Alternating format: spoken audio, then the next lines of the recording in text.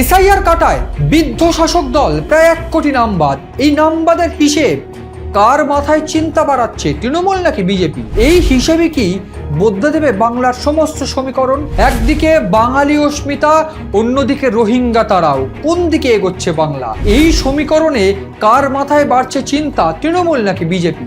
এই সমীকরণ বাংলা বদলের সমীকরণ। সিএন ডিজিটালে আপনাদের স্বাগত। আপনারা দেখছেন বাংলার ব্যালট যুদ্ধ, আর আমি আপনাদের সঙ্গে রয়েছি মণি ভট্টাচার্য।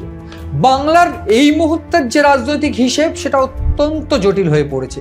তার একটা বেস্ট কারণ এসআইআর যখন শুরু হবে গত বছর থেকেই আমরা ধারণা করছিলাম যে বারবার করে এসআইআর নিয়ে কমিশন ফোকাস করার একটা অন্যতম যে কারণ হতে পারে, সেই কারণ একটাই, সেইটা হলো হিসেব।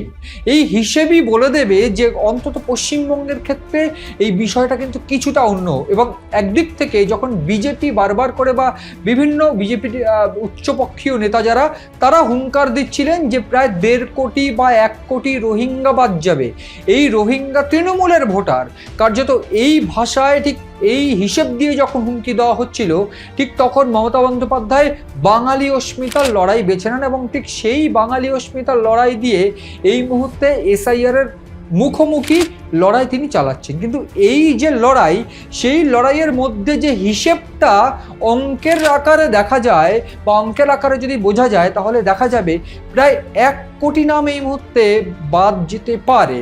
কিন্তু এই মুহূর্তে হিসেবটা কি বলছে? হিসেব বলছে এখনো অবধি এই পশ্চিমবঙ্গের ক্ষেত্রে নামবাদের সংখ্যা গিয়ে দাঁড়িয়েছে 76 লক্ষ। কি হিসাবে 76 লক্ষ? আমি যদি শুরুতে বলি তাহলে পশ্চিমবঙ্গের ভোটার কতটা ছিল, সেক্ষেত্রে প্রথম 58 লক্ষ লোকের নাম যায়, যাদের মধ্যে 24 লক্ষ মৃত। আমি একেবারে হিসেব দিয়ে বলবো, একেবারে 24 লক্ষ মৃত, 20 লক্ষ ভোটার স্থানান্তরিত হয়েছে বা অন্য জায়গায় চলে গেছে, 12 লক্ষ 20,000-20,000-এর বেশি মানুষ তাদেরকে ঠিকানায় খুঁজে পাওয়া যায়নি, এবং বেশ কয়েকটি জায়গায় বেশ কয়েকটি কেন্দ্রে নাম রয়েছে এইরকম ভোটারের সংখ্যা ছিল 1,38,000। এই মিলিয়ে মোট 58 লক্ষ ভোটারের নাম বাদ যায়, এবং এরপর চূড়ান্ত তালিকায় আরও 5 লক্ষ ভোটারের নাম বাদ যায়, যাদেরকে ম্যাপিং 2002-এর যে ম্যাপিং, সেই ম্যাপিংয়ে খুঁজে পাওয়া যায়নি। অর্থাৎ মোট বাদ যায় এখন অবধি চূড়ান্ত তালিকায় 63 লক্ষ। কিন্তু এইখানে হিসেবটা আরও একটু ঘেটে গিয়ে দাঁড়িয়েছে এই মুহূর্তে 76 লক্ষ। তার বেসিক কারণ আমরা যদি দেখি যে চূড়ান্ত তালিকায় পশ্চিমবঙ্গে ভোটারের সংখ্যা এসে দাঁড়িয়েছিল 7,04,00,000 সামথিং, এবং সেইখানে 60 লক্ষ সামথিং শুধুমাত্র অ্যাডজুডিকেটেড ছিল। এইবার সেই অ্যাডজুডিকেটেডের জল সুপ্রিম কোর্ট অবধি গড়িয়েছে, এবং সেই বিবেচনায় এই মুহূর্তে হাত লাগিয়েছে বিভিন্ন কোর্টের বিচারক বিচারপতিরা, এবং ঠিক সেইখানে ইতিমধ্যে 32 লক্ষ লোকের অ্যাডজুডিকেটেড বা বিবেচনাধীনের তালিকা সম্পন্ন, এবং সেইখানে তথ্য বলছে, কমিশন বলছে 12 লক্ষ সামথিং, অর্থাৎ প্রায় 13 লক্ষ লোকের নাম বাদ গিয়েছে। এবং সেই হিসেব করলে মোট 40% লোকের নাম বাদ গিয়েছে অ্যাডজুডিকেটেড তালিকা থেকে। তারা মুসলিম হতে পারে, তারা হিন্দু হতে পারে, সেই হিসেব আমি এর আগে দিয়েছি। এবং সেক্ষেত্রে পশ্চিমবঙ্গের 5টি জেলা, উত্তর 24 পরগনা, দক্ষিণ 24 পরগনা, মুর্শিদাবাদ, মালদা, নদিয়া, উত্তর দিনাজপুর, দক্ষিণ দিনাজপুর, এইরকম বেশ কয়েকটি জেলা নিয়ে প্রায় 40 থেকে 45 লাখ অ্যাডজুডিকেটেড বা বিবেচনাধীন ছিল। এইবার হিসেবটা যেখানে গিয়ে ঠেকে যাচ্ছে, এই যে 76 লক্ষ এই মুহূর্তে বাদ, এবার যদি বাদ বাকি 28 লক্ষের মধ্যে থেকে 40% ধরা হয়, তাহলে সেই সংখ্যাটা গিয়ে ঠেকবে প্রায় 90 লক্ষে, 90 লক্ষের কাছাকাছি। অর্থাৎ একেবারে 1 কোটি যদি রাউন্ড মার্জিনে ধরা যায়, প্রায় 1 কোটি। এইবার এই 1 কোটি লোক যদি বাদ যায়, সেক্ষেত্রে যদি হিসেব দেখা যায়, তাহলে কিছুটা ঘেটে যাবে পশ্চিমবঙ্গের হিসেব। তার বেসিক কারণ একটাই, সেইটা হলো যদি একেবারে 2016 সাল থেকে বিজেপির খানিকটা উত্থান থেকে এই মুহূর্তে 2024 সাল শেষ লোকসভা নির্বাচন যদি দেখা যায়, তাহলে একেবারে রেশিওটা দেখব, এবং বেসিক যে বিষয়টা একেবারে স্ট্যাটিক্স দিয়ে বোঝার চেষ্টা করব কোন জায়গায় কিভাবে এই মুহূর্তে পরিস্থিতিটা রয়েছে। একেবারে যদি শুরুটা করি, তাহলে আমি বলতে হবে, শুরুতেই যেটা বলবো, বারবার করে শুভেন্দু অধিকারী হিসেব করে বলছেন 177টির বেশি আসন পাবো। এবং একদিক থেকে শুভেন্দু অধিকারীর এই বক্তব্য, অন্যদিক থেকে মমতা বন্দ্যোপাধ্যায় বলছেন যে এসআইআর করে বাঙালি অস্মিতা বাঙালিদের বেছে বেছে বাদ দেওয়া হচ্ছে এবং কোনো মানুষের নাম যদি বাদ যায় যোগ্য মানুষের, তিনি লড়াই করবেন। এক্ষেত্রে লড়াইটা সুপ্রিম কোর্ট অবধি পৌঁছেছে, সুপ্রিম কোর্ট ট্রাইব্যুনাল গঠন করে দিয়েছে, কিন্তু কমিশন বলছে ট্রাইব্যুনালে বিচার যে সমস্ত সমস্যা আসবে সেগুলো নিষ্পত্তি করার ব্যবস্থা করা হবে, কিন্তু নির্বাচনের আগে বা মনোনয়ন পেশ হয়ে যাওয়ার পর কোনো ভোটার তালিকা আর আপডেট হবে না। সেক্ষেত্রে যে ভোটার তালিকা প্রাথমিকভাবে আপডেট হবে, সেই আপডেটে হিসেব মতন যারা বাদ থাকবে বা যারা অ্যাডজুডিকেটেড থাকবে তারা তো ভোট দিতে পারবে না। সেই সংখ্যাটা যদি 1 কোটি দাঁড়ায় তাহলে রীতিমতো চিন্তার কারণ। আমি নথি দিয়ে বলতে চাইবো যে 2016 সালের বিধানসভা অনুযায়ী, আমি একেবারে পার্ট বাই পার্ট ভেঙে দেখব, বিধানসভা অনুযায়ী তৃণমূল কংগ্রেসের ভোট শতাংশ ছিল 44.91%, ভারতীয় জনতা পার্টি অর্থাৎ বিজেপির ভোট শতাংশ ছিল 10.69%, অর্থাৎ ভোটের পার্থক্য ছিল প্রায় 35%, এবং তৃণমূল ভোট পেয়েছিল 2,45,00,000 ভোট, বিজেপি পেয়েছিল 55 থেকে 60 লাখ ভোট। ব্যবধান ছিল 1,80,00,000 বা 1,90,00,000 ভোটের পার্থক্য ছিল, এবং এটা আমি বলছি 2016 বিধানসভা। এইবার 2019-এর লোকসভাতে আসি। 2019-এর লোকসভা একেবারে টার্নিং পয়েন্ট বিজেপির জন্য। কিরকম? তৃণমূলের ভোট পার্সেন্টেজ এসে দাঁড়ায় 43.3%, সামান্য কমে বিধানসভার নিরিখে। ভারতীয় জনতা পার্টি বা বিজেপির ভোট পার্সেন্টেজ এসে দাঁড়ায় 40.7%, একেবারে প্রায় 3 থেকে 4 গুণ বৃদ্ধি পায়। এবং কিরকম? ভোটের পার্থক্য মাত্র হয়ে দাঁড়ায় 2.6%। তৃণমূল ভোট পায় 2.47 কোটি বা 2,47,00,000 ভোট, বিজেপি পায় 2,32,00,000 ভোট। ব্যবধান মাত্র 15 থেকে 16 লক্ষ এসে দাঁড়ায়। এবং বিধানসভা ভিত্তিক যে ফলাফল যদি দেখা যায় 2016 নিরিখে 2019-এ, সেক্ষেত্রে বলবো বিজেপি এগিয়ে ছিল 120 থেকে 125টি আসনে, তৃণমূল এগিয়ে ছিল 160 থেকে 165 থেকে 170টি আসনে, এবং তৃণমূল সেই সময় 22টি আসন পায়, বিজেপি পায় 18টি আসন। এক্ষেত্রে ভোট পার্সেন্টেজ যে 2 থেকে 3% নেমে আসে, যেটা ছিল প্রায় 34 থেকে 35%, সেইটাই কিন্তু বিজেপির জন্য টার্নিং পয়েন্ট হয়ে দাঁড়ায়। এইবার 2021-এর বিধানসভা নির্বাচন, 2021-এর বিধানসভা নির্বাচনেও আশানুরূপ ফল হয় কিছুটা। কিরকম? 2021-এর বিধানসভা নির্বাচনে তৃণমূলের ভোট পার্সেন্টেজ 2019-এর লোকসভার নিরিখে বেড়ে হয়ে দাঁড়ায় 47.94, অর্থাৎ প্রায় 48%। ভারতীয় জনতা পার্টির কিছুটা কমে হয়ে দাঁড়ায় 38.13%, এবং দুই দলের মধ্যে ভোট পার্সেন্টেজ বেড়ে দাঁড়ায় 9.8%, এবং প্রায় 10%, অর্থাৎ ভোটের পার্থক্য। তৃণমূল ভোট পায় 2,87,00,000 ভোট, বিজেপি ভোট পায় 2,24,00,000 ভোট। এবার ভোটের পার্সেন্টেজের 2021 বিধানসভার ক্ষেত্রে 2021 বিধানসভায় তৃণমূলের থেকে বিজেপির ভোট পার্সেন্টেজ মাত্র, বা ভোট পার্সেন্টেজের হিসাবে ভোট কম পায় প্রায় 60 লক্ষ বা 59 লক্ষ ভোট তারা কম পায়, এবং ভোটের যে তৃণমূল পায় 213টি আসন, বিজেপি 77টি আসন। এইবার 2024-এ চলে যাব। 2024-এর লোকসভা নির্বাচন, 2024-এর যে লোকসভা নির্বাচন, সেইখানে ভারতীয় জনতা পার্টি বিজেপি পায় 38.73%, তৃণমূল পায় 45.76%। সেক্ষেত্রে তৃণমূলের ভোট পার্সেন্টেজ কিছুটা কমে যায় এবং ভোটের পার্থক্য হয়ে দাঁড়ায় 7%।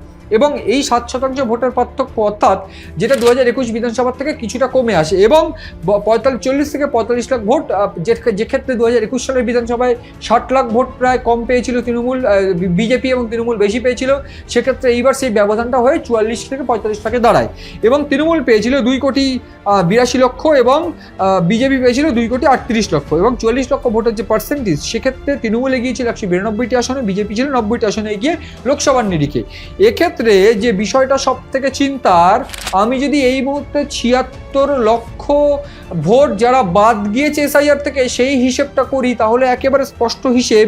এই মুহূর্তে দাঁড়িয়ে তৃণমূল 2021 সালে যে ফলাফলটা যদি দেখি, তাহলে দেখতে পাবো প্রায় 70টি আসনে 10,000-এর কম ভোটে জয়লাভ করেছিল। সেক্ষেত্রে আমি একেবারে হিসেব করে বলবো 10,000-এর কম ব্যবধানে জিতেছিল 50টি আসনে, 10 থেকে 15,000-এর ব্যবধানে জিতেছিল মাত্র 21টি আসনে। সেক্ষেত্রে এই 50-21 মোট 70টি আসনে এই যে কম ব্যবধানে জয়লাভ, সেইটাই এই মুহূর্তে তৃণমূলকে ভাবাচ্ছে। কেন ভাবাচ্ছে? এই মুহূর্তে যে 76 লক্ষ ভোট বাদ গেছে, সেক্ষেত্রে আমি যদি অ্যাভারেজ করি 294টা আসনে 76 লক্ষ ভোট, গড়ে প্রত্যেকটি আসন থেকে 25,000 মানুষের নাম বাদ গেছে। এই 25,000 মানুষের নাম বাদ যাওয়াই যে সব থেকে বড় চিন্তার কারণ হয়ে দাঁড়াচ্ছে তৃণমূলের, এইটা একেবারে স্পষ্ট। এই হিসেবটাই কোথাও গিয়ে বিজেপির কাছে এই মুহূর্তে প্রায় 100টি আসন, যেখানে বিজেপি যদি তার 2021 সাল বা 2024 সালের যে ভোট পেয়েছিল সেই ভোটটাকে ধরে রাখতে পারে, তাহলে হিসেব বলছে 100টির বেশি আসন তারা এই গতবারের 21 এবং 2024-এর নিরিখে বেশি পাবে শুধুমাত্র ভোট পার্সেন্টেজের ক্ষেত্রে।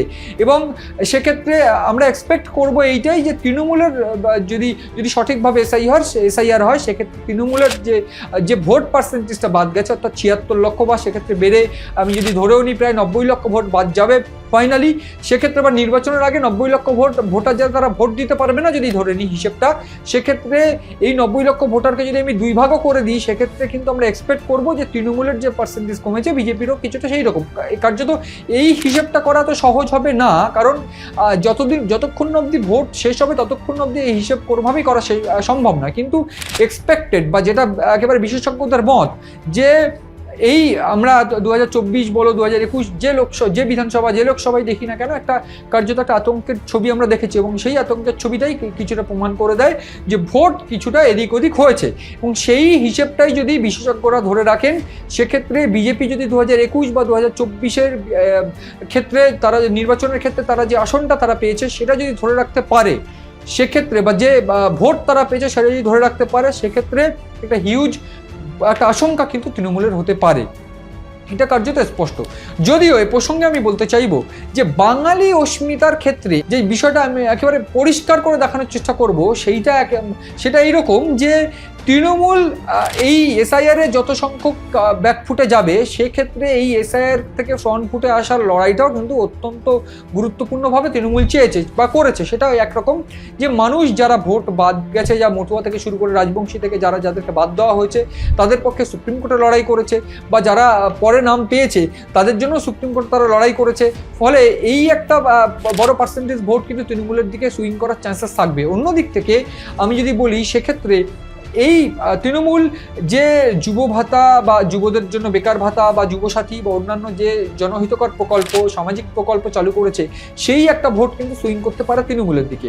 এবং এই যে কার্যত তৃণমূলের এই যে লড়াইটা সুপ্রিম কোর্টে বাঙালি অস্মিতা নিয়ে তারা লড়াই করেছেন, সুপ্রিম কোর্ট অব্দি মুখ্যমন্ত্রী মমতা বন্দ্যোপাধ্যায় গেছেন একাধিকবার, এমনকি তৃণমূল একাধিকবার লড়াই করেছেন কার্যত এই যাদের নাম বাদ গেছে বা যাদেরকে এখন অব্দি রাখা হয়েছে সেই লড়াইয়ের কথাও মমতা বন্দ্যোপাধ্যায় বলছিলেন যে যাদের নাম উঠেছে সেটাও মমতা বন্দ্যোপাধ্যায় লড়াইয়ের জন্য, নলে সব নামই বাদ দেওয়া হতো।